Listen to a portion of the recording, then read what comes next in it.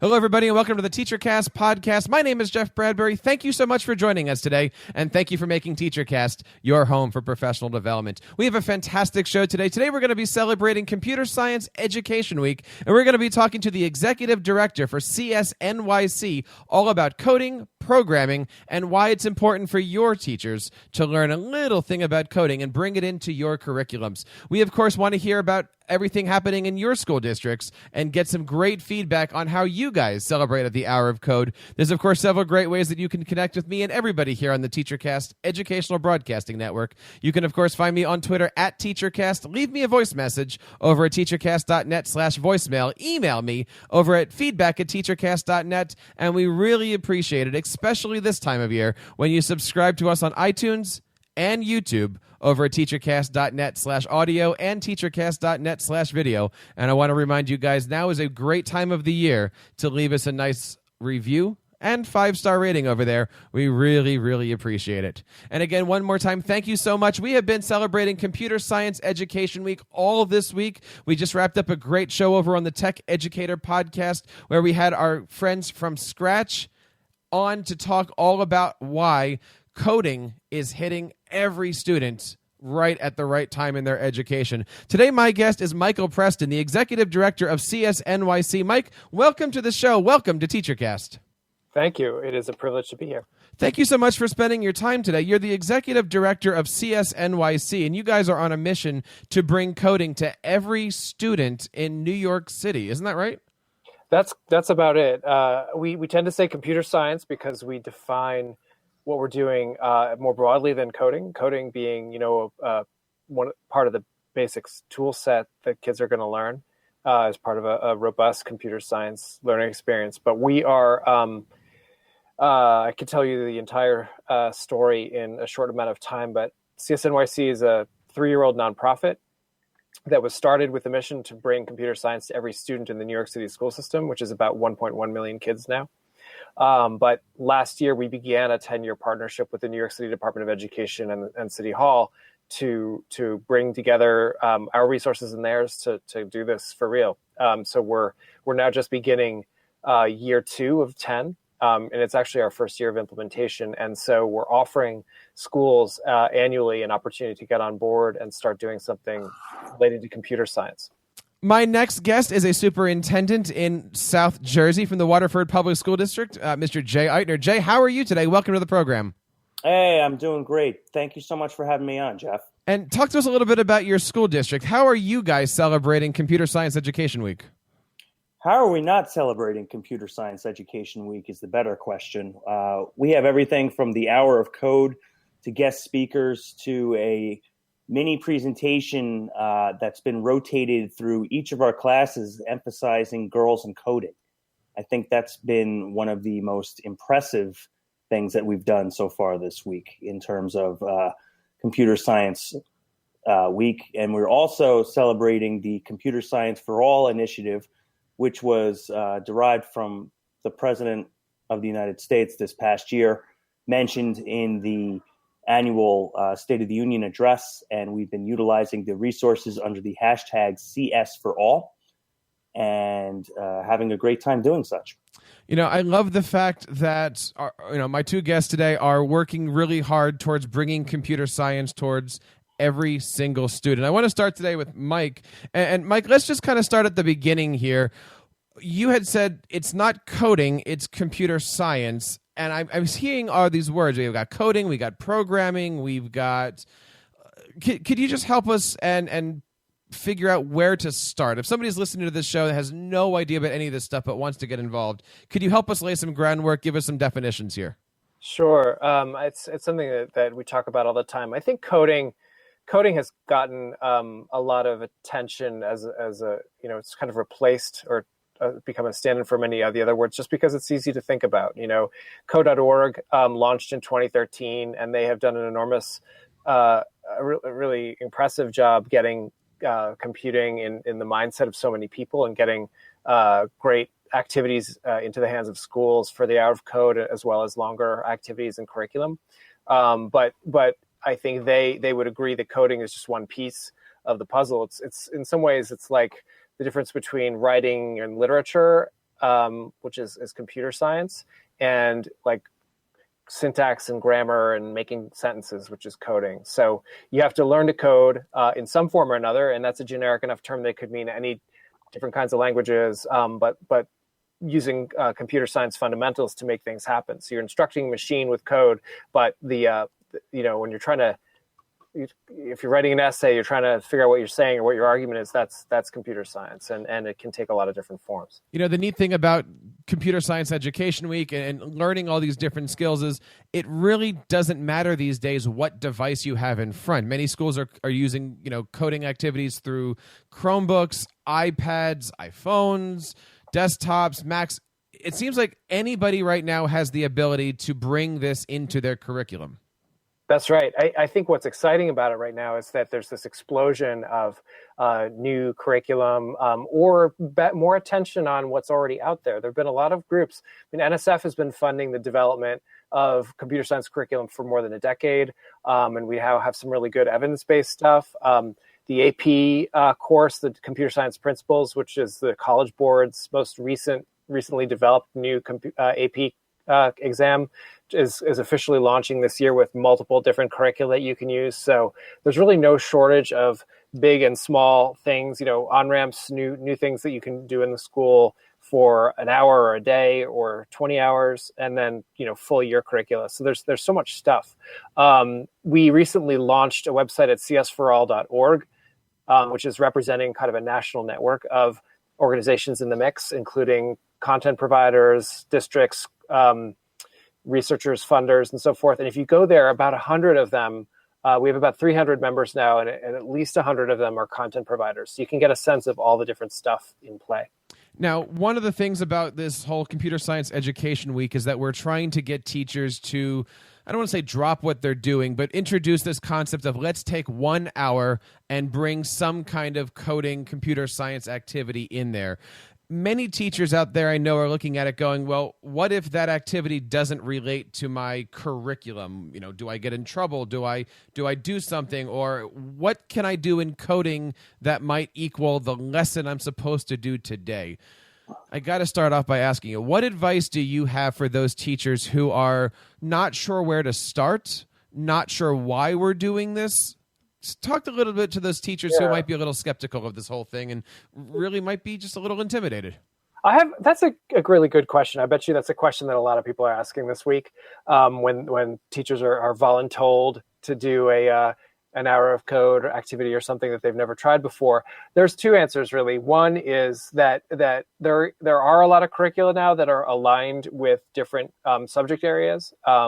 So, for example, in New York City, we have a terrific curriculum called Bootstrap that was started by good folks at Brown and WPI who basically created a unit of study that can be embedded in an algebra class. So kids are learning how to program to make functions in a computing environment, but they're also learning algebraic concepts. So there's an increase in the number of these kinds of things that can relate to things that teachers already know really well, and many of them are even aligned to those standards. However, I think it's also worth, as an educator and somebody who likes to learn, I would say that it's worth maybe extending yourself a little bit out of your comfort zone and trying something totally new. Most of these activities are designed for learners who don't have any prior background. It's that the purpose of Hour of Code is just to get your first taste of it. And so for the teacher to become, to have an experience where they're learning alongside their kids or just a little bit ahead of their kids, I think is a good thing once in a while. And it maybe helps everybody come to some sort of common ground in learning a new subject. Now, Jay, you're in a district, this is your second year here, I believe, third year, where you're introducing all these concepts about digital creativeness, digital citizenships. Could you tell us a little bit about your story and how you are starting to make the digital divide a little bit smaller here with your kids? So there's two essential points that you have to look at. The first one is meeting every educator and student where they are in the realm of computer science, because on a 1 to 10, some people are going to be at a -5 and some are going to be at a 20. The second piece of this is making sure that everybody that is involved actually has the technology to partake in such an initiative. So my past two school districts that I've been in, I've been focused on the idea that a zip code is not going to determine a child's education. And thankfully, the federal government and state government have been very good at providing lots of different scholarships and opportunities for getting everybody, regardless of socioeconomic status, the opportunity to get connected and get equipment to partake in such activities. So the two initiatives that I've been pushing, the one initiative is offered by the federal government as a subsidy. It was called Landline. It was established by Reagan back in the 80s, and the idea was to get all Americans a telephone in the household. Well, we've evolved since the telephone, and now we've been looking at things like, wireless connectivity, Wi-Fi in the house, broadband internet. So now companies such as, Comcast, Verizon, Fios, Cox, Xfinity Live, national cable companies are offering a program where if you are on a free or reduced lunch, and if your family qualifies for either the poverty level or a modified income level, so that's less than $55,000 a year, if your family makes a family of four less than $55,000 a year, those cable companies will offer you internet for $10 a month. The federal government offers a grant that started December 1st, just last week, for $9.75 a month. So you're paying 25 cents a month for up to, I believe it's 20 gigs of high-speed internet into your house. Getting that out to both communities that I've been working in is really one of the cornerstones of my work right now as a superintendent, because, we could talk about computer science and we could talk about coding, but again, if you don't have the tools and if you don't have the technology available to do such, it's kind of a lost cause. Even in school, in the day of, BYOD and having that opportunity to utilize a myriad of different devices. The second program that I've been working with as a superintendent is called Jersey On. And it's in all 50 states, just classified under different names now. So it would be New York On, Massachusetts On, California On, et cetera. That program also offers wireless hotspots to those that make less than $55,000 a year for $78 for up to 4 gigs a month for 5 years. So $78, you get a hotspot for 5 years, up to 4 gigs a month. And that's really changed the whole computer science initiative. I know that sounds a little bit offset of what we're talking about with all the computer science and the hour of coding. But again, getting those people, getting those students and parents and stakeholders the tools that they need so they could understand and embrace this. That's where I come from as a superintendent, because if you don't have a community that understands the need for computer science, and if you don't have the resources to provide those to continue the education outside of the school, you're kind of pitching to a lost cause. So utilizing those two programs, we've really been taking off the past 2 years here in Waterford. Jay, can I ask you how you communicate about computer science to the families in your schools? Absolutely. So it started off, Waterford is a working class town. They had their technology. They invested in smart boards and a lot of technology, but they didn't understand the reason for doing such.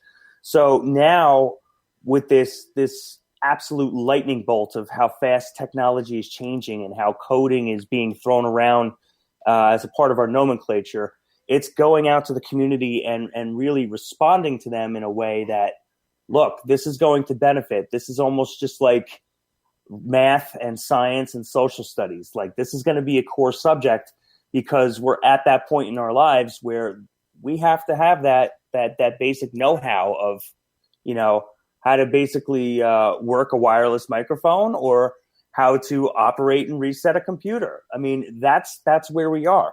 And the computer science kind of takes it to a whole new level, because now I'm telling the community members, like, look, yes, you spent $2 million on Chromebooks over the past 2 years. But let me show you what this Chromebook does. And actually, I'm not going to show you. Your kid who's 5 years old, he's going to show you. And your daughter who's in 6th grade is going to show you how she could do this, and this, utilizing simple computer science. So it's really, I hate to say it like this, but it's putting the onus on my students to really turnkey it and show the parents why this is important. Mike, it's one thing to be looking at a community such as Jay's. It's another thing to be looking at 1,700 New York City public schools. Could you tell us a little bit about your journey and how CSNYC is on a mission to bring 1.1 million public school students into computer science?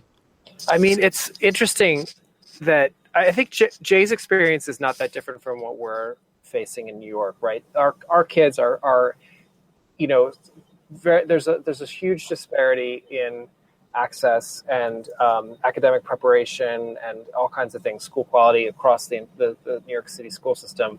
And so we have, schools that don't have a lot of devices or connectivity, or where kids' opportunity to get online, it only happens at school. And so we have to, what has been wonderful in the last 4 years, let's say, a lot of the programs that we're involved in, we were founded in 2013. We helped start a couple of schools before we were founded. So technically we've been functioning for 4 or 5 years now. But prior to that, computer science was something that only existed in a few selective high schools in New York, or a handful of schools that just happened to have had a computer science teacher because they had those skills already or learned them on their own. But the idea in 2012 or so that you could teach computer science in any school was fairly controversial, and it took some time to show that could work, both because for historical reasons, we had never tried to teach computer science to all kids. And secondly, there wasn't a pipeline of teachers who knew how to do it because there's no university programs. Most states don't have a certification pathway. So there was no real place to go and hire a computer science teacher, never mind program it into your school and allot course credit for it. So we're kind of sailing against the wind at that point. But after several years of pilot programs, we reached about 150 schools, had trained a ton of teachers from all subject areas, English, social studies, math, science, arts, you name it, and showed that with enough time and investment and some good curriculum, you could really do meaningful computer science at all grade levels, big and small amounts of time. So that's kind of where we are. And New York City, is as big as it is fairly decentralized. Principals make a lot of decisions on their own. They report to superintendents all over the city. And so they are on the ground dealing with families, students, teachers, making the case for why their instructional decisions are meaningful and helping people understand and participate.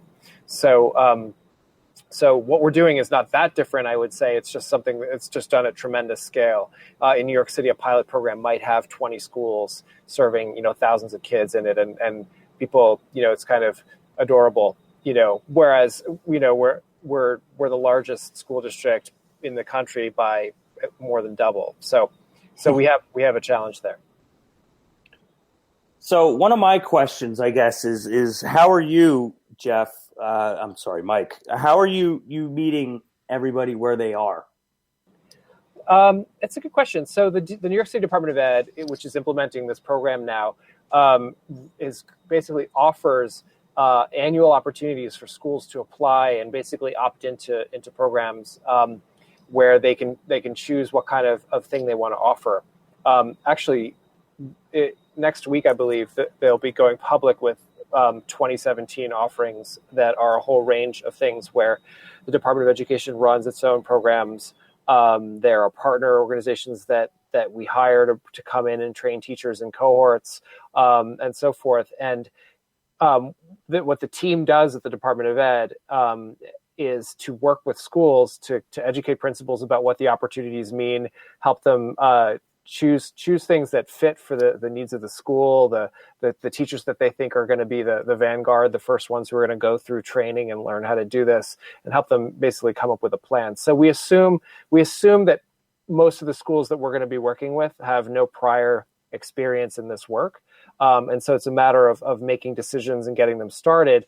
And then if it turns out to be not a good fit, to come in and choose something else. So it's really trying to, what we're doing is because the district is so big, it's not really a top-down approach where there's one prescribed curriculum, but there's actually a pretty big menu. And the work on us for the next couple of years is going to be describing what that means to opt into a curriculum.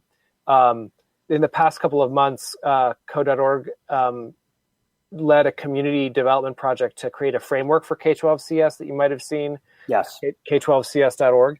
And so that's probably the best currently available document to just explain to districts what is K-12CS across the whole spectrum. So you can start, aligning opportunities to that and saying, here's what you might do in 5th grade, or here's what you might do in 9th. So, and then matching up with available curriculum and making some comparisons. Mike, talk to us a little bit about some of the things that are happening in those schools. I would assume that if you're going to be bringing in a whole computer science division, the kids are pretty well stocked with technology, with some kind of computers. Or what's been the biggest hurdle as far as the devices have gone in trying to bring in this kind of computer science framework? On the device side? Yes. So that's something that varies quite a lot. It's not very standardized in the city. Typically, over the last 5 years or so, schools have bought a lot of laptops. Jay alluded to buying Chromebooks. Chromebooks have really picked up quite a lot because of price and, the durability of the operating system and those sorts of things. So I think that they make a lot of sense for schools. Prior to that, we were buying MacBooks, which are very expensive but last longer because of their metal casings. So there's any given school will have its a completely unique footprint of hardware, which makes it very challenging to support from a district standpoint. And it also means that some schools may prioritize hardware buys more than others. So it's really disparate. But the schools are, the district can assess their readiness when they apply for a program. Typically, they'll talk about the leadership's perspective on their instructional vision and their distributed leadership and staffing and how they plan to integrate computer science, as well as their hardware readiness to put kids on computers all at the same time. The district is also in the middle of a capital plan to upgrade the wireless infrastructure for all schools and buy devices for schools, which is a long time coming. So that will help. So that's kind of the lay of the land. I know schools, especially in the younger grades, have bought a lot of iPads. The kind of coding curriculum that gets taught in those early grades I don't think tablets are ideal necessarily for computer science, which tends to still involve a lot of keyboard input. But there are certainly plenty of block-based programs that will work with tablets. So you see a lot of different stuff. I think one of the to piggyback on that, Mike, one of the key ideas that we've been exploring with grades K and 1 per se is the fact that we actually did invest in tablets, and the reason we did that is not just for the computer science itself, but there's such a plethora of apps that one can utilize on a tablet just to even get that cognition going, and just the whole idea, the spatial tempora of actually going through and touching and moving and grabbing objects. And the apps are the focus, but thankfully, even Code.org has an app now with iPads that you could utilize that's really simplistic, but it reaches the goal of helping students, learning the basic concepts of coding. Yeah. What are your favorite, some of your favorite apps? There's way too many to list at this point, but I think there's one of the things that I did as a superintendent is I opened Pandora's box, if you will. IT directors typically, and I'm sorry if you were an IT director or if any IT directors are listening, I apologize in advance, but normally they're very lock. Like nothing goes through, nothing gets past, everything is blocked. I instructed my IT director to open up the gates and let anything and everything go through. And we have now an app selection process where if a teacher wants to download an app, thanks to our programming and the services that we have, we push it out to every single device. So it's not just a class set of apps. It's going to be pushed out to every iPad that we have. So, now that we have that process, and it's not just me getting solicited by, another vendor saying, hey, check out this app. It's really awesome. It's really those teachers they're the boots on the ground. They're the ones that are exploring and doing. And, we all know so many educators do on their own time. If they find the apps that they want to use in their class, have at it. Who am I to tell you what's okay and not okay? You're the one who's in the classroom. You're the one who's going to know what's going to work and what's not going to work. So, giving that freedom has been a tremendous benefit to our district and really a benefit to our teachers and students. Can you guys talk a little bit about the professional development? Maybe, what's happening in New York, what's happening in South Jersey here is, as the guy that goes around the district and tries to, I hate to say convince teachers that we need to try this or at least take an hour out to do a code.org activity. How are your teachers being trained, motivated? Talk to us. Jay, why don't you start with you? But what are you doing in Waterford with your teachers? I think professional development is absolutely paramount for today. If you just give teachers the technology and say, here, use this, it's not going to get used. That happened before I came there. Every classroom got a smart board. And they said, all right, have fun. And they got a document camera. And they said, okay, have fun. No training, no background, no knowledge on how to use Smart Notebook or how to use any software that's associated with the document cameras. And smart boards were used as giant screens to broadcast VHS tapes and DVDs. So, more and more you need that professional development to show people how this is going to work. So over the past 2 years, I've been really fortunate. We have some really incredible technology teachers, and actually librarians have traditionally taken on the role of not only checking out books, but running maker spaces at this point, and also really being the tech go-to and the tech guru. And thankfully, I also have a technology coordinator. Both of them have been absolutely dynamite from day one, who've been really, quote unquote, pushing in and walking around and helping teachers wherever they can possibly need the help, and they're going to get the help. And I'm very adamant about my teachers talking to their administrators and saying, look, I need to know how I could use this in a classroom, or I need to know how to use this app properly. Well, okay, we're going to get you what you need.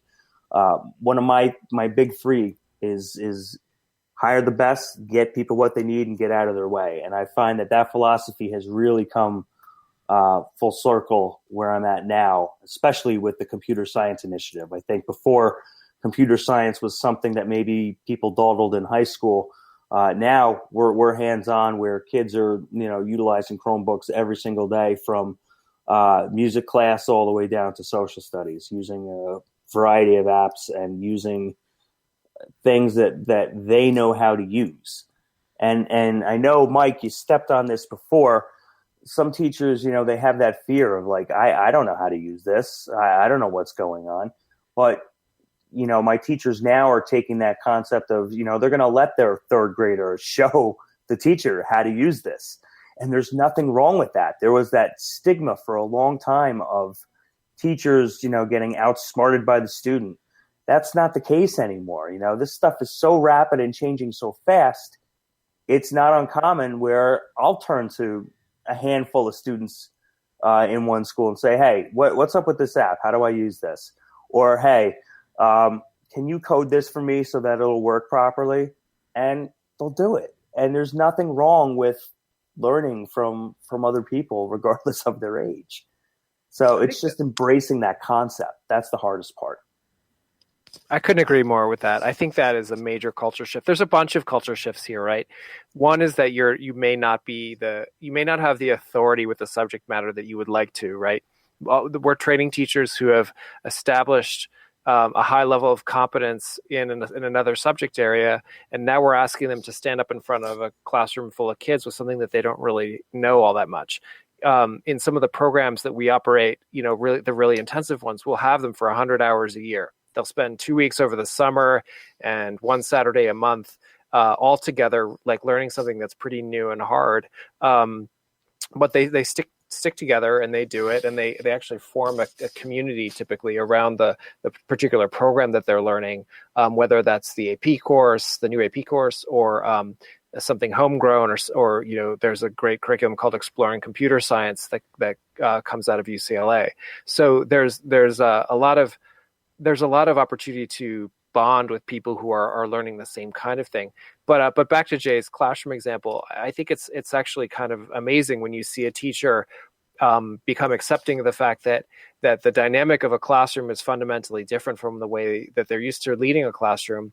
I mean, some very good teachers are comfortable with a lot of kind of messy project-based learning and having kids teach one another and kind of circulate around. But that becomes the hallmark of a good computer science classroom, where the work is by definition more inquiry and project-based anyway. So getting teachers comfortable with that kind of environment, I think, is a really good first step. Yeah, and again, the fact that culture shift is going on right now, and the fact that teachers are embracing that culture shift. We really there's two phrases. There's the sage on the stage and guide by the side. So we're really taking that concept of, being rows and teacher in front and lecturing and dictating to a real hands-on approach and having kids show other kids, because let's face it, kids learn from other kids. They're not going to listen to me lecture for 25 minutes. They're going to learn from each other when they point out those facts. So when a kid shows another kid a coding trick, or shows them a website, or shows them a new app, I mean, that's gold. That's the educational process that we're looking at right now. So, and computer science is such an important part of that. And you have I don't covet your position at all, Mike. You 1.1 million students is that's a big task, my friend. So kudos to you and your team for really going out there and showing people this is the possibilities and this is where we can go. And that's one of the cool things, is that there's so many resources available now. There's so many different opportunities. There's so many different ways to collaborate 24 hours a day, 7 days a week, whether it's reaching out to people on Twitter, or it's signing up for a free, it's going to code.org and getting free resources by the boatload. So it really rests upon the learner, and it rests upon the student to really go out and figure out what they want to use and how they want to use it. Absolutely. I heard somebody say the other day that, the American school system was designed in a pre-industrial era. And, it's really funny to think that we're still operating within the structures of people and time and space that were set up a long time ago. And similarly, the kids are learning about the same subjects that they studied back then, right? There's really not much new out there. And we spend a lot of time studying natural phenomena. I heard a great example the other day of, kids spend a lot of time studying volcanoes in school, but they don't really have that many personal interactions with them. Whereas, so much of the world we live in is designed and engineered, and your experience as a person in the world is with objects and technologies and things that have been designed for your use. And so to give kids access to the idea that you are able to participate in that by creating the things that people interact with every day, that software doesn't just happen. The things that you look at on a computer didn't just magically show up there. Somebody actually had to make a lot of decisions to design what you see, how it looks, how it works, what data you see. There's an enormous amount of thought and decision making behind all that stuff. So I think it's an interesting opportunity, not just to bring a completely new content area in, but to actually think hard about how the way in which they do it. So to learn how to be curious and to be a learner in all circumstances. You just mentioned, looking it up. If you or I get stuck on anything, our first inclination now is to go look it up. You figure it out. And so I think giving kids the power to do that right away and then to help each other is a great way to approach it. Absolutely. We're talking today to Michael Preston, the Executive Director of CSNYC, a fantastic organization that has a goal to bring computer science to 1.1 million students in New York City area, and Superintendent Jason Eitner from the Waterford Public School System. Mike, I know you guys are running a meetup over at meetup.com/CSNYC-education-meetup. Are there other great organizations out there that you're partnering with to continue the mission of bringing in computer science for all students? So the meetup was actually originally designed for teachers when we first launched 3-4 years ago now, because teachers were very isolated. Computer science teachers, you tended to be like there was one of them in a given school. You didn't have a department. And so we basically started meeting up at various donated spaces from local companies where we said, can we borrow your space for 2 hours on a Thursday night? And it's now evolved into a much more formal thing where we have teachers in our community design and lead sessions where they teach each other about the work they're doing. And I think that's really productive because it gives them visibility to each other. And it also helps folks who have been trained in one specific program the opportunity to hear about what other folks are doing and deepen their content knowledge. So the meetup is something that we do because we started it, and now I think we can't stop.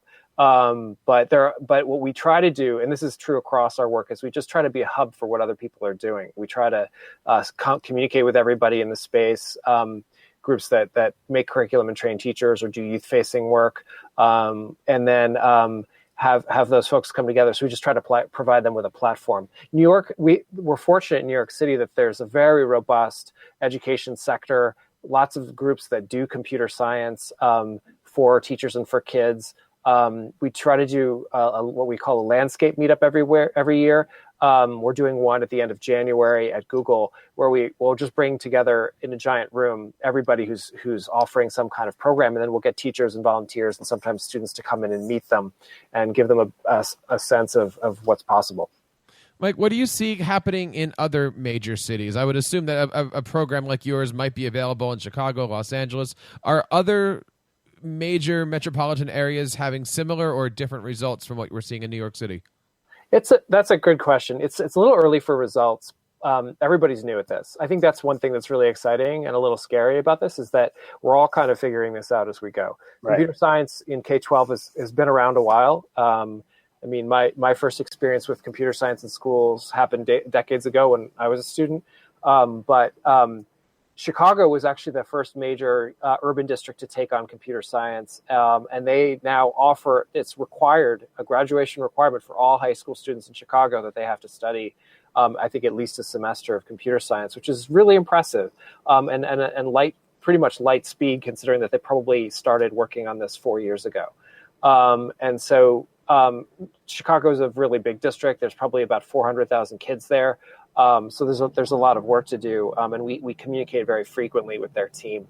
Another urban district that just started was San Francisco, and they're taking a completely different approach. They actually are bringing computer science to all grades K-8.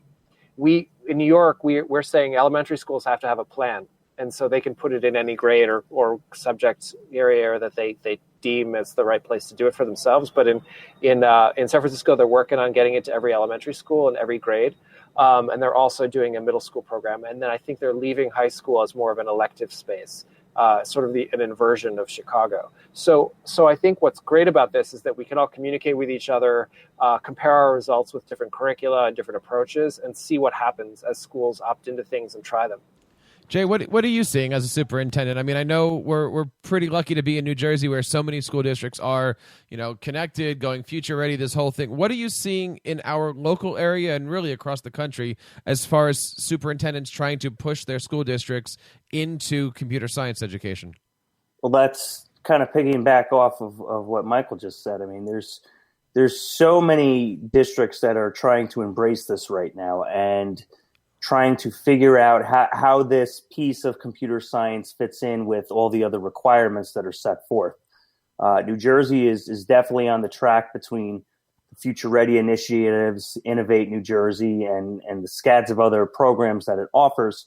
The state has hinted that computer science will eventually become a requirement for high school graduation, but hasn't really given us any guidance on how that's going to work yet. So we all know it's coming, but I mean, one of the major steps in realizing the urge for computer science, like you, Michael, I remember sitting at an Apple II playing Logo, and that was coding. I mean, that was coding all the way. So I knew it was an important piece. And whether it's your logo experience or your experience playing the Oregon Trail, you're having some type of memory from the past of knowing that coding and computer science and everything else that is associated with computer science is a part of our lifestyle. And again, that's that cultural shift going from, when we were playing logo, that was like a fancy thing that maybe, the upper and, schools with a little bit of extra money had, because they could buy a set of computers and play Mystery House and logo and run basic code. But now everybody and almost everybody has a smartphone or tablet or some type of wireless device. Students in all schools are now in New Jersey are taking their standardized assessments via the internet, unless there's a regulation for special education or 504 students. So you're in a situation where it's not only having to be embraced, but it's having the opportunity to utilize what it has to offer. So again, that cultural shift that compounded with the importance of how it's going to change our society and how it already has changed our society. So people are starting to really understand that, our computers and internet is kind of like a way of life at this point. One of the analogies I use with a lot of teachers and when I give professional development is, if you left your cell phone at home, you'd be going around in 5 minutes. If you left, you'd be freaking out after a half hour, because everything's on your phone at this point. You could do everything from turn on your lights to order dinner to, who knows? 700 apps come out every single week. 700 apps every single week. It's insane. And in order to embrace that, again, that of where we are today, we have to have the skill set of how these things work. And so, I commend what all the major districts are doing right now, whether it's just injecting it as, a basis or having it as a requirement like Chicago does. We have to realize that this is where we are today. And this isn't a fad. This isn't, the edubabble or buzzword of the day. This is a part of our lives, and this is a part of our futures. And since we're in the business of educating the future, we need to provide the future with the tools and the mindset that is required to be of the future. Well put. Absolutely well put on that one. Jay, I want to throw one last question here before we wrap up everything. And Jay, I want to get your opinion first, and then I'll bring it over to Michael here. Now, this is a very important question here that you kind of tip us off on here, Jay. But if you had to pick one, and I want you to defend your answer, Jay, Oregon Trail, Number Munchers, or Carmen Sandiego? And why? Wow. I was very diehard Carmen Sandiego. I had the encyclopedia and sat at my computer for hours. But I'm going to have to give it to fording the river with the Oregon Trail, just for the sole reason of not only having great memories as a kid, but being a former social studies teacher. I got to turnkey my experiences and have those kids play. And now reaching out, I had a couple former students last week who were teachers that are using the Oregon Trail in their classes, which is just absolutely amazing. It's a little bit of goofiness, it's a little bit of fun, it's a lot of history, and again, the simplicities of fording the river. Mike, Oregon Trail, Number Munchers, Carmen Sandiego. I'm going to confess I've never played any of those games. What? Yes. Shocking. I know. All right. Oh, okay. I have done other things, but not those. What were your games growing up? If you want here, I don't know if you could see this or not, but this is actually the non-computer version. This came out this year, and this is the card game version of the Oregon Trail. So, if you want to, I believe it's $11.95 that you could purchase online, but it's by far one of the best games around. I hope Santa visits you with an opportunity of such game. Do you actually get the dysentery if you play the game?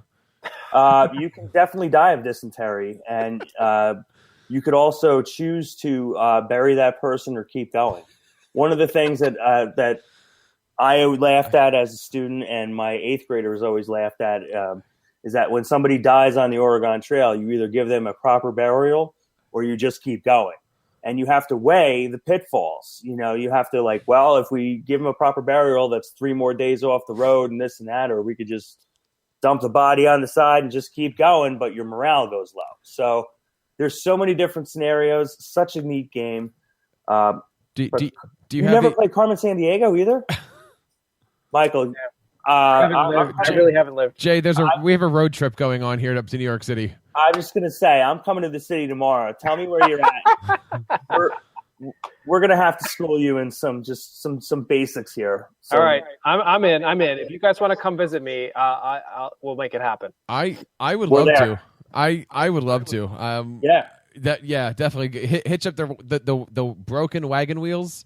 And what is the first question on that game? Do you want to take the Turnpike or the Parkway, and then we can figure out which way to bring the wagon and stuff? Right. So yeah. Can you ditch dead bodies by the Parkway? That happens automatically. It's been common practice for a long time. Once you get above 195, you're pretty much right. Okay, that was going a little bit too local for everybody. We say this at the end of all of our coding, hour of code type shows. We have to continue these conversations. Mike, I definitely want to keep in touch. Definitely want to have you back on the program. And, tell us one more time, where can anybody get in touch with you and reach out to CSNYC? And one more time, can you plug the latest and greatest that's happening over at CSNYC?